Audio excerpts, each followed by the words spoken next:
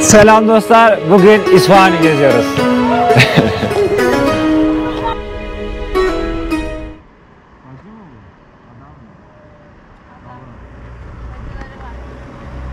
Alemin ve ailenizin en değişik ve en yolda kalmış kanalına hoş geldiniz. Bir önceki bölüm izlediyseniz biz Nurgül'le Abiyaneh diye bir köye geldik otostopla. Ve hala oradayız. Çıkamadık bir türlü otostopla çünkü köyden çıkmak zor. Pek kimse yok. Eğer kimse almazsa şuraları bir yerlere yine çadır atacağız ama bizim niyetimiz bugün çıkmak ve İsfahan ilçesine gidip orada bizi misafir edecek ailenin yanına varmak. Ondan sonra da bir İsfahan gezisi yapmak. İsfahan. Not taxi. Free car. No, thank you. No, thank you. No, verme. Adam, thank you so much. Yo, sağ ol. Şükran. Vallahi şükran.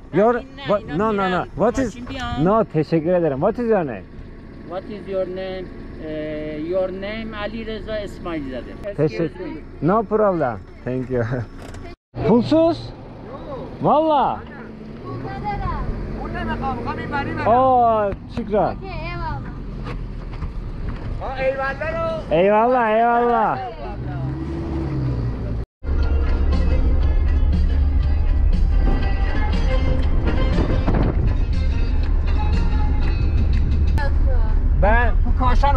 Ben Bakü'den, Nahçıvan'dan buraya apardım.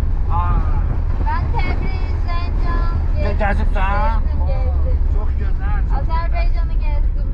İran, Azerbaycan'ı. Siz şimdi otobana mı çıkıyorsunuz yola? Asfalt. Yoxunuq, can burada maşın düşməydi, gəldik dağdanın başındakı rahat minib gedərsiniz. Allah razı olsun. Teşekkür ederiz. Geldiniz bize. Evet. Gəldik burada bir dolanaq, görürsünüz, turist gəlibsiz. Teşekkür ederiz. Çok sağ olun. Bu bacım oğludur. Bacım oğludur. Dedim qoy burayı bir məscidə yetirək ki, günahdılar, turistlər tək qalmasınlar. Çok Teşekkür sağ olun. ederiz. Teşekkür ederim. Memnun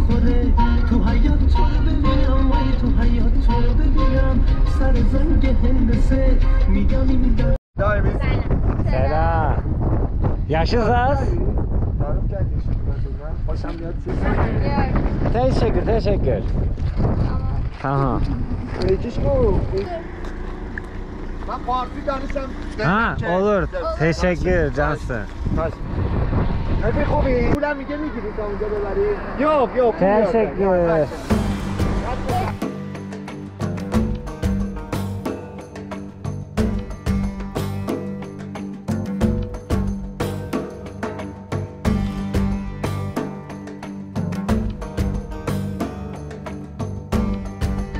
Seyit, hayli memnun. Seyit kendine iyi bak. Çok teşekkür. Sen kralsın. Adam evinden daha uzağa getirdi bizi. Ki dedi ki siz şehrin içinde otostop çekemezsiniz.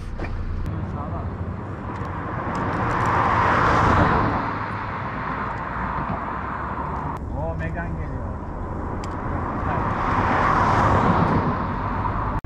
Bir tane kızlı erkekli araba geçti. Dedim ki bunlar dönüp bizi gelip alacak dedim. Galiba dediğim gibi oldu. Bir araba geri dönüyor.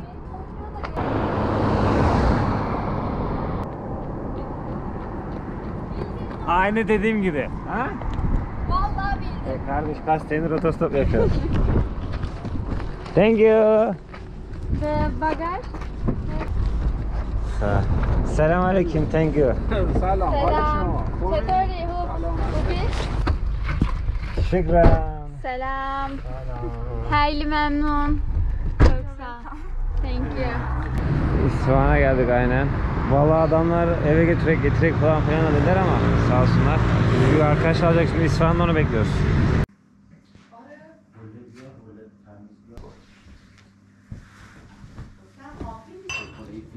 Abi biz dün çok kolay bir şekilde otostop çektik ve Nurgül'ün Tahran'daki bir arkadaşının İsfahan'daki arkadaşının yanına geldik. Dadısına geldik. Yani. Sorry, what is your name? My name is Muhammed. Muhammed. She name? She name is Vacihe. Vecihe. Vacihe. Vecihi. Vecihe. Vacihe. Yes. Nice to meet you. Welcome to our house and welcome to our city. We are so glad for you. I'm good to see.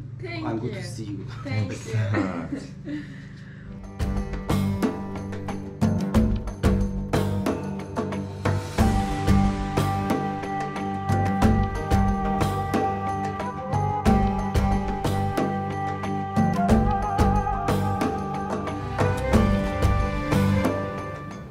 Tekrar selam dostlar. Çok basit bir otostop macerasından sonra İsfahan şehrine geldik. Dün akşam burada bizi misafir ettiler. Şu anda da şehri bize gezdiriyorlar.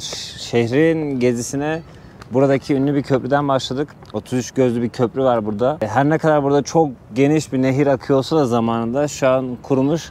En azından bu sezonda kupkuru, gördüğünüz gibi yerde damlası yok ama karşınızda 33 gözlü bir köprü var. İsfahan eyaleti, İran'da eyalet sistemi var ve 30 tane eyaletin arasındaki en büyük eyaletler arasında 3. sırada. Aslında Türk tarihi açısından da önemli bir şehir. Aynı zamanda da İsfahan zaten İstanbul'a şu an kardeş şehir. Burası Medlerden Perslere, Selçuklulardan Safavilere ve daha öncesine, milattan önce belki 3000 yılına kadar dayanan bir tarihe sahip. Burası tam İran'ın ortasında ve birçok medeniyetin de geçiş noktasında. Burası için şey diyorlar, hatta dünyanın yarısı diye bir hitap tabirleri var İsfahan şehri için. Biraz sonra gideceğimiz büyük bir meydan olacak. Orası da dünyanın en büyük meydanları arasında. Hatta bazı kaynaklarda da dünyanın en büyük ikinci meydanı olarak geçiyor. Bu köprünün uzunluğu 300 metre. Uzunluğunda ve 33 tane göze sahip. 1. Abbas zamanında yaptırılmış. 1. Abbas hatta yapım emrini vermiş. O zamanki Allah verdiği komutan da bu köprünün inşasını tamamlatmış. 3 yılda tamamlamış. Yani 1600 yılında yapılan bu 300 metrelik köprü 3 yılda tamamlanmış. Bence zamanın durumuna göre bayağı hızlı yapılmış. Şimdi içeride girdiğimizde göreceksiniz. Köprü bayağı geniş ve güzel. Zamanında, hatta şu anda bile aslında su olsa hala ihtiyaçları karşılayabilecek büyükte ve güçte bir köprüymüş ama şu an maalesef o yetisini kaybetmiş çünkü su yok. Biraz köprünün içerisinde turlayacağız. Biraz buraya özgü bir yemek yiyeceğiz. Ondan sonra dünyanın en büyük meydanları arasındaki olan meydana gideceğiz. Size orada İran ve İsfahan hakkında daha detaylı bilgiler veriyor olacağım.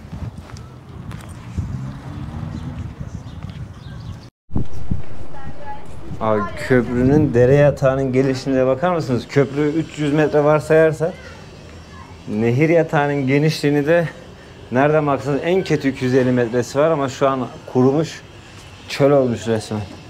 Ama zamanında o kadar büyük ve geniş yapmışlar ki resmen şu an karşılıklı iki araba yan yana geçer, üstüne de hem buradan hem oradan yaylar geçer, bir de içinden de yürüme alanları var. Köprünün yapımında Türkiye'de de bazı noktalarda örneğini gördüğümüz sistem uygulamışlar. İçerisine yumurta kabuğu kırıp ezip harca bulamışlar. Onunla da burayı yapmışlar.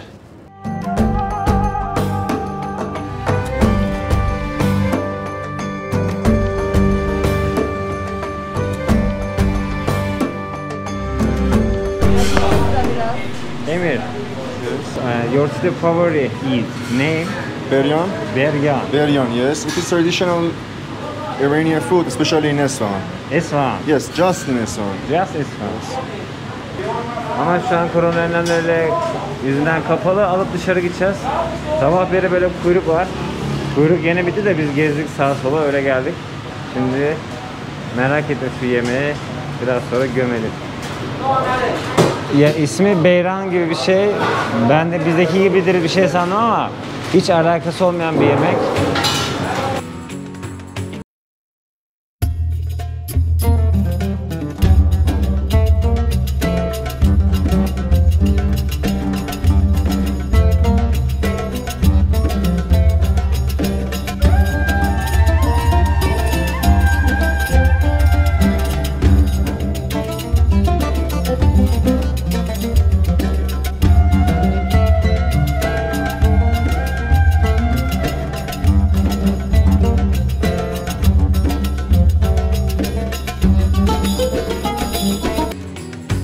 Abi böyle ömeş gibi ekmeği bölüyorlar. Ondan sonra burada soslu bir tane su var. Böyle tabağa dolduruyorlar. Oo. Abi Neveal'ı aldık. Şimdi Emir'in babaannesinin evine gidiyoruz. Bir güzel koktu. Bir de biz bir yer açız. Çok merak ettim gerçekten tadını. Hani ne kadar cana yakın. Thank you. Ay maşallah. Okay, no problem. We are good. Slowly. Şükran. Thank you. Valla İran'a çok şaşırdım. Gerçekten normal değil. Yani taarruf da var elbette ama taarrufu da aradan çıkarsan yine anormal derecede sıcakkanlı, misafirperver. Şimdi diğer milletlere gönderme yapmak istemiyorum ama herkes şey diyor. İşte bizim milletimiz böyledir, misafirperverdir. Yok işte Anadolu'da şöyle, yok Doğu'da böyle, yok Batı'da şöyle falan. Tabii ki orada misafirperverlik üst seviyede. Bizim kültürümüzde de bu has safhada ama ben dünyayı gezmiş, 30 ülke görmüş bir adam olarak söyleyebilirim ki Myanmar'la İran'daki bu yani insanın misafirperverlik ve sıcaklığı başka. Tabii ki benim ülkemde de çok has safhada ama abi Myanmar'la İran gerçekten başka. Yani farklı yere koymak lazım. Neyse taşlanacağım bir açıklamadan daha sonra yemek faslına geçelim. Bunun içinde de köfte var. Köftesi de şimdi gözüktü. This is for you. Bu şey çok yabancı bir tat değil. This is meat. Yeah, I know. This is the lung that I served. It's separate. Yes, this is the meat. Okay. This onion, Okay, vur. Soğanı kırıyor. another. Very good. With food. İçinden abi böyle bir şey çıktı. Bu hemen şunun tadına bakacağız. Kıymaya benziyor. Tadı da aşağı yukarı kıymaya benziyor. Ama tadı çok güzeldi ha. Güzel mi? Daha Güzel. yiyemedim mi? O da şey işte et suyuyla ekmek. İçerisinde domates soslu bir et suyu var. Wow. Başka soslar da var bak ortasına şöyle açınca. Şu ikisinin tadı da şey benziyor ya. Kıyma kavurmasına. Yani bir yağda kıymayı kavururuz ya. Ama tabii ki içerisindeki baharatlarla falan biraz daha farklı bir tadı oluşmuş ama böyle aman yabancı hiç tatmadığım bir tat der miyim? Demem. Güzel. O ayrı bir şey ama bilindik bir tat.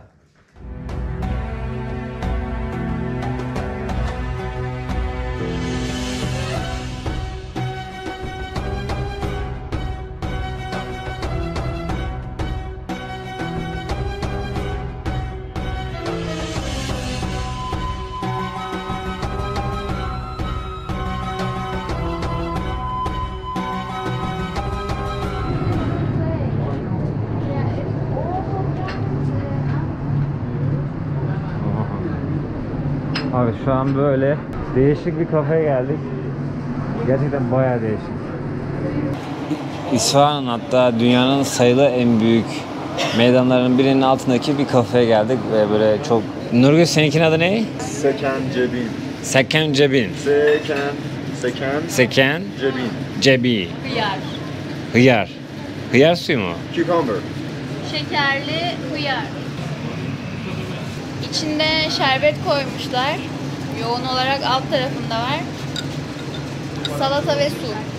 Bak böyle uzaktan tatlıcacıya benziyor. Tatlıcacık. Öyle, aynen öyle. Yoğurtsuz tatlıcacık. Tamam benziyor zaten.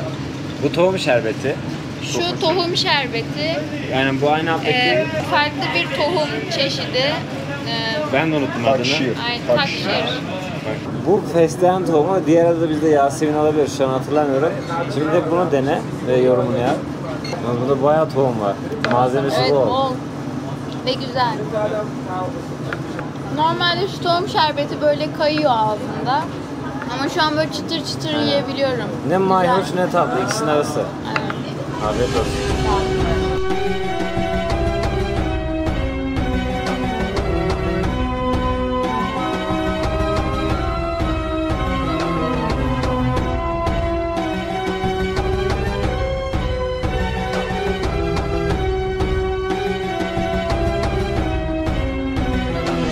Asya'nın, Anadolu'nun, Mezopotamya'nın, Arap Yarımadası'nın İran'ın tam ortası şu an İsfahan şehrindeyiz. Tarihte birçok devlete, birçok medeniyete, birçok imparatorluğa başkentlik yapmış. Perslerin, Selçukluların, Sasanilerin en büyük şehirlerinden birisi. Birkaç defa yıkılmış, tekrardan inşa edilmiş. Bugün dünyanın en güzel şehirlerinden birisi. Bugün İran'ın en gezilmesi ve en görülmesi gereken şehirlerinden birisi İsfahan'dayız. Şu an burası İsfahan, Nakşicihan, yani dünyanın yarısı İsfahan demek. Burada bulunduğumuz meydan şu an dünyanın en büyük meydanları arasında. Hatta bazı yerlerde sıralamaya göre dünyanın en büyük ikinci meydanı olarak geçiyor. Çölde kuru bir vaharken buradaki yerleşik medeniyetler İsfahan'ın konum olarak değerini ve önemini anladıktan sonra burayı yaşatmaya, büyütmeye ve şehirleştirmeye geçmişler. Burayı her ne kadar Persler başkent olarak kullanmasa bile Selçuklular ve Sasaniler burayı başkent olarak kullanmış. Burası aslında Perslerin de en önemli ticaret noktalarından birisi olmuş. Çünkü burası İran'ın tam ortası, birçok medeniyetin ve bölgenin geçiş noktasındaydı. Ve döneminin aslında belki de dünyadaki en büyük şehirlerinden birisiydi. İstanbul gibi burası da tarihteki çok önemli şehirlerden birisiydi. Ama daha sonradan başkent son 200 yılda Tahran'a kaydı. Ondan önce de zaten Persepolis'ti başkent. Ve İsfahan belki önemini yitirmiş gibi gözükse de tarihi kalıntıları, buluntuları ve güzelliği hala İsfahan'da şu an gelinip görünebilir durumda. Selam, how are you? Thank you. What is your name? Fatime. Fatime. My name is Mehmet. Nice to meet you. Thank you. Goodbye. Bye. Bye bye. Ben kamerayı kapattıktan sonra kız şey dedi, hariciymiş dedi. Öyle hoşuna gitti. Bizim de hoşumuza gidiyor böyle insanların bize sıcak davranması 7'den 70'e. O yüzden İran halkına sevgim, saygım şu an zaten top noktada, aksi bir durum olmazsa da bu şekilde inşallah devam edecek. Şimdi dünyanın en büyük meydanı deyince birçok liste çıkıyor önümüze ama bazı listelerde bu gördüğünüz meydan, dünyanın yarısı İsfahan dediğimiz nokta en büyük ikinci meydanlardan birisi olarak gözüküyor. Gördüğünüz gibi koskocaman bir boş arazi var. Burada konserler yapılıyor, toplantılar yapılıyormuş ya da insanlar böyle gelip gün içerisindeki yorgunluklarını burada atabiliyormuş. Etrafında gördüğünüz gibi bir sürü ya upuzun ya kaç metre boyunca hanlar, dükkanlar, camiler var. Birçok noktada da tadilat var, restorasyon yapılıyor. O yüzden de hep kapılar kapalı. Üstünkörü göstermeye çalışacağız. Burada gelip fayton turu da yapabilirsiniz. Fiyatlarını sormadım ama sorarsam da alta yazarım.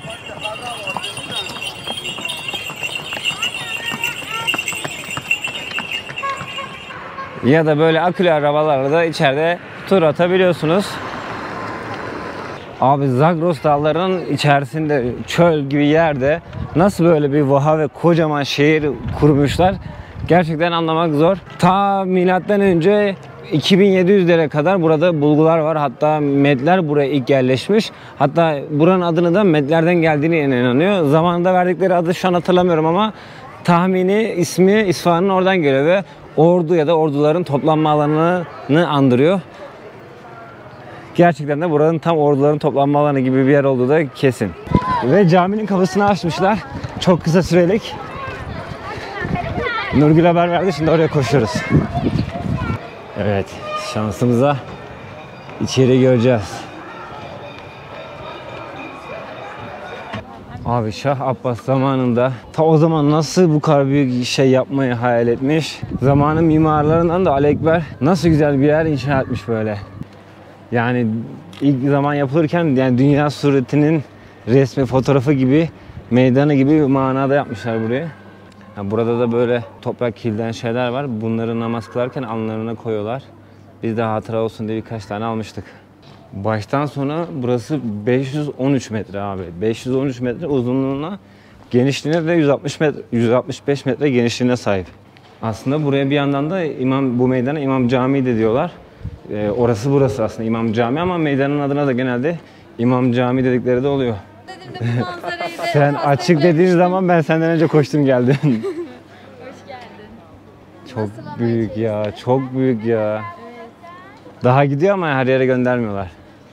Selçuklu mimarisinden etkilenmiş buranın mimarı.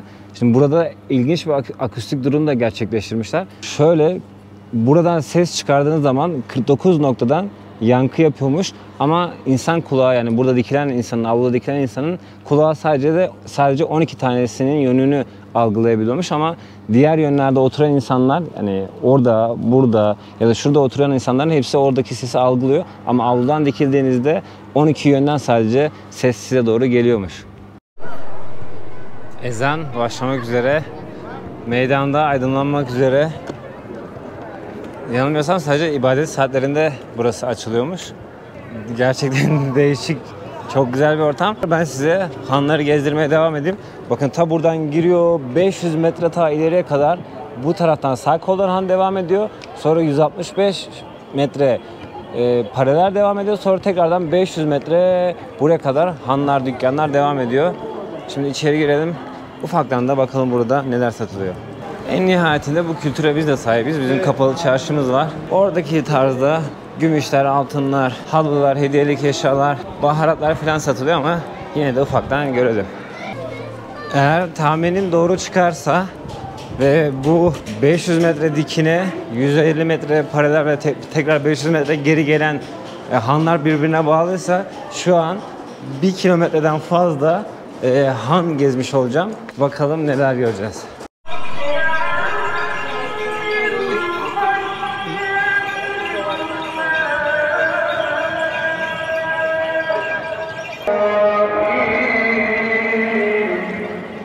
Abi resmen tüyleri diken diken ediyor.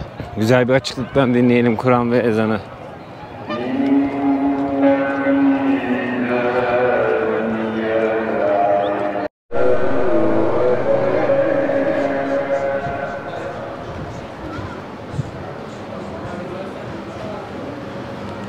Tekrardan hanlara daldım. Abi İran'da en çok sevdiğim şu renkler ya. Gerçekten çok harika renklere sahip. O hanların 500 metrelik olan ilk kısmını bitirdim. Paralel olan 150 metrelik kısmını geziyoruz. Ezene kadar inşallah diğer 500 metreyi de tamamlamayı hedefliyorum. Şu güzelliklere ya. Böyle bir tane çanta aldım anneme hediye. Götüreceğim onu. Şimdi son düzlüğe girdim.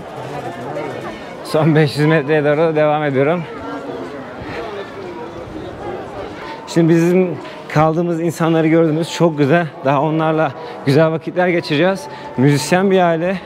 Evin oğlu Emir bizi bugün gezdiriyor, tozduruyor. Akşam ya da yarın da bize ailesiyle bir müzik dinletisi keyfi verecek.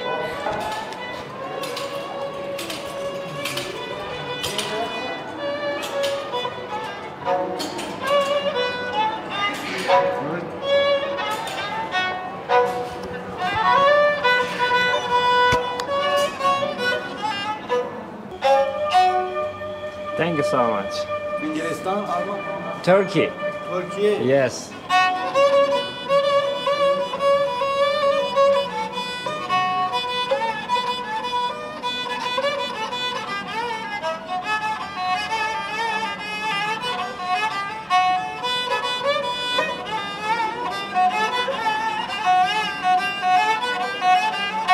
From Tatlis. Toplamda 1 kilometreden fazla yürüyüp hanı bitirdik. Aslında böyle ara sokaklarda da dükkanlar var. Bu hanın paralelinde de bazen kısa kısa hanlar var ama artık hepsini gez bitmezdi. Akşam oldu. Biraz daha meydanda bekleyeceğim. Şu Nurgül'ü de kaybettik. Nurgül'ü de bulalım bir. Sonra güzel bir yerden şöyle gece görüntüsü almak istiyorum. Ondan sonra bu İmam Meydanı'ndaki gezintimiz bitmiş olacak. Meydandaki gezimiz böyleydi. Gece görüntüsü de bu şekilde. Havuz var kocaman. Burada çok güzel bir yansıma olmuş ama daha da güzel olabilirdi. Buranın büyüklüğüne ve ihtişamına yakışır. Daha böyle bir aydınlatma tarzı bir şey bekliyordum ama yine de beni kesinlikle fazlasıyla büyüledi. İsfahan, buradaki bu büyük meydan çok hoşuma gitti. Meydandan şimdilik bu kadar. Şimdi devam edeceğiz. İsfahan'da birkaç gün daha bulunacağım. Açık olan yerleri gezip size göstermeye devam edeceğim. İsfahan'da şimdi böyle bir yerdeyiz. Neredeyiz? Bizi dün Emir gezdirmişti. Emir bizim misafir olduğumuz evdeki küçük çocuk, oğlan çocuğu diyelim. Evin büyüğü de Muhammed abi. Muhammed abi de şimdi müzik okulu var ve bize müzik okulunu göstermek, İran'ın yöresel müziklerini dinletmek istedi. Burası da böyle küçük bir müzik odası. Muhammed abi heyecanlı. Muhammed abinin eşi. Class is the guitar class. Here guitar class. Yes. Yes.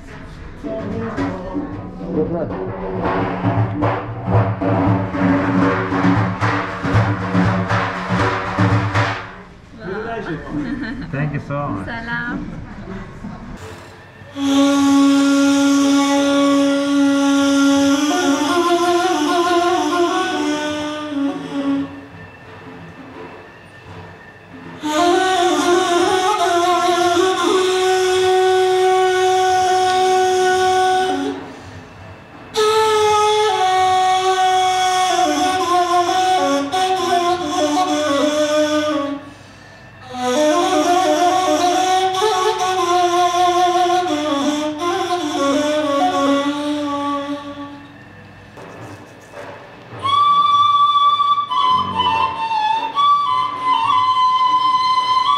Bu daha tiz.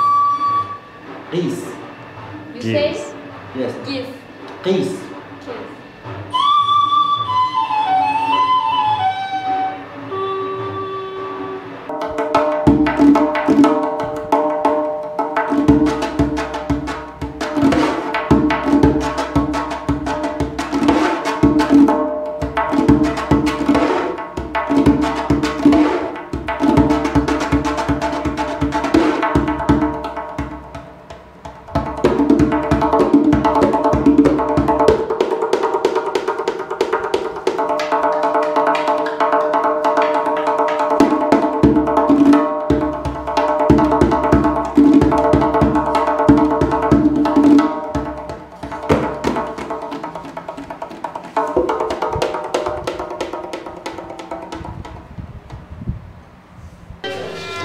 Evin küçük oğlu İran Özer kemençe çalıyor şimdi.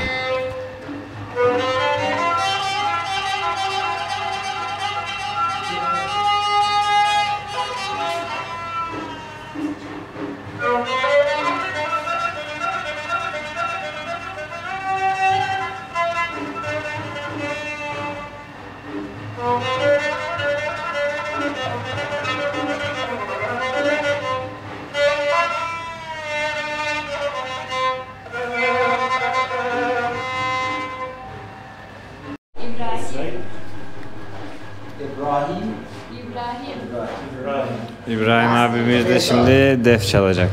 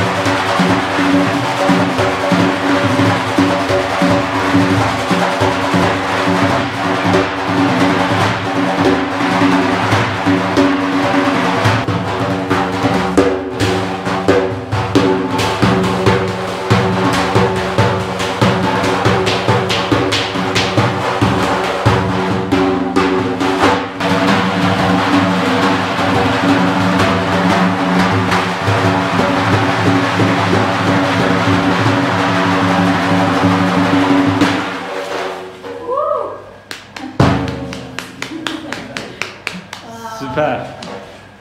Hayli memnun. Okul böyleydi. Okuldaki işimiz bitti. Böyle değişik bir sokaktaydı. School name? Neyistan. Neistan. Neyistan, yes. Nice. It's from Ney. Ne? No, Ha. the place that Ney, Ha. the Ney Esfahan. grow. No, Ah. the Ney grow. Ha. They call Neyistan. And for that reason, my father play Ney. Yeah. And for that reason, choose the name of music Neis. school Neyistan. Neistan, I know. Yes.